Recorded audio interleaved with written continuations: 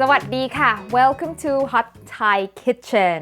So I get a lot of requests for an eggplant stir-fry recipe, but for one reason or another, I just never got around to doing it. But today is the day, and if you have my cookbook, you know that there is an eggplant stir-fry recipe in the book, but this one is going to use a little bit of a different technique and it's also a different sauce. So if you have the book, try both and see which one you like better. All right, it's super easy. Let's get started. So I'm going to start with the sauce. I've got here some soy sauce. This is Thai soy sauce. You don't have to use Thai soy sauce. Any kind of soy sauce would do. I'm going to add some fish sauce to this.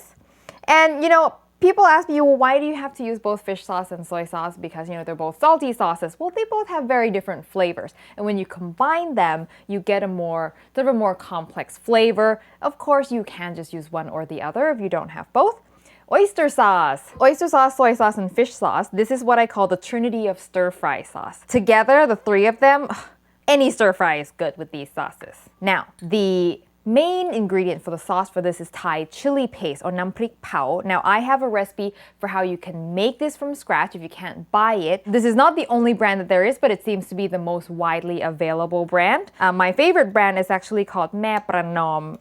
So this is quite sweet, this brand especially. So because I'm using quite a bit of the chili paste, I'm not gonna add any sugar at all. If you're using a different brand or if you're making your own, you may have to adjust for the sugar a little bit at the end. And I'm just gonna thin this out with some water. And with a mini whisk, give it a good mix. Oh, and as an FYI, there is dried shrimp in Thai chili paste for those of you with shrimp allergies, something to think about. Okay, that's the sauce, super easy. Now let's deal with the eggplant. So eggplant. So I am using a Chinese eggplant. Sometimes it's called a Japanese eggplant. In Thailand, we use a similar eggplant. It looks exactly like this, except it's green rather than purple. So either would work. What I've done here is I've just sliced them into pieces like this. And how I did that is first I slice them into rounds on a bias. And then I cut each round in half. So the first thing I'm going to do is pre-sear the eggplant. So in my cookbook, I talk about first deep frying the eggplant before you stir fry it.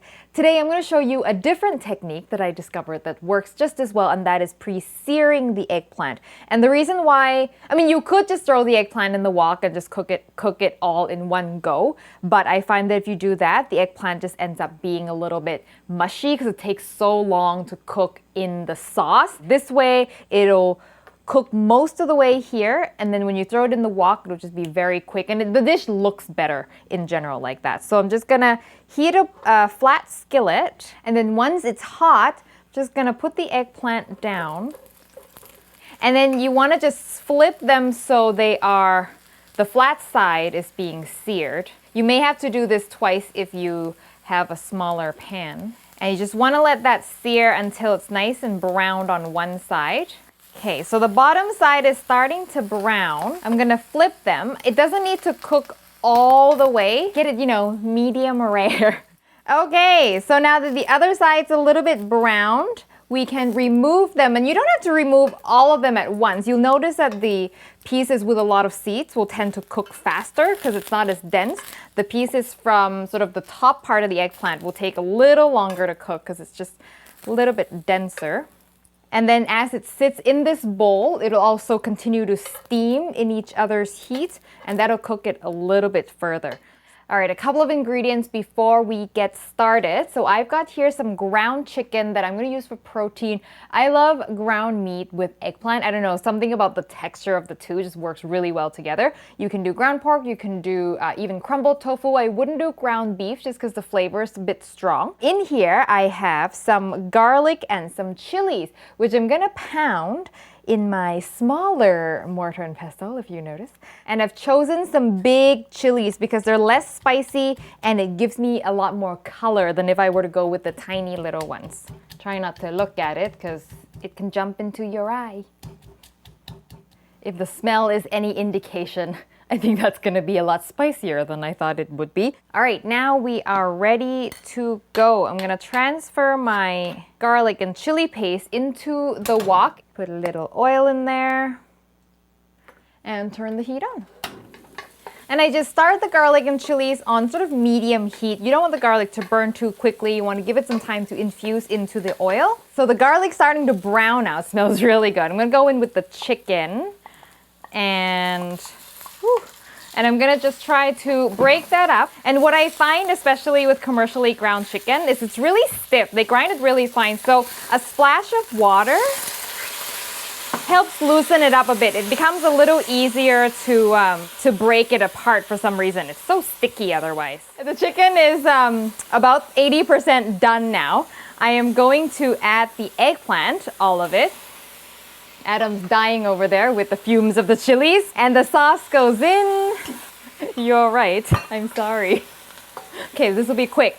And now I'm just gonna mix this just until the eggplant is fully cooked. Because at this point, the eggplant is just kind of partially cooked. Oh, that looks good. And see, if you don't pre-cook the eggplant, this step takes a long time. It's not as hot here now with all the liquid, so that's why you either want to pre-deep fry it or pre-sear it. That looks delicious. Now, to finish everything off, I've got some Thai basil. Woo! Lots of Thai basil. And I'm going to turn that off. Just toss it together until the Thai basil is wilted. And that's it. How easy is that? Those eggplant pieces just look delicious. I just love the texture of eggplant when it's done. It's just so soft and silky. Ta-da! All right. Now, you definitely want to serve this with rice. And since I have so much different colored rice now instead of white rice, I am going to have brown rice with it. This is brown jasmine rice. Best kind of brown rice there is. And there isn't a lot of sauce pooling at the bottom, and that's because the eggplant has absorbed much of that sauce.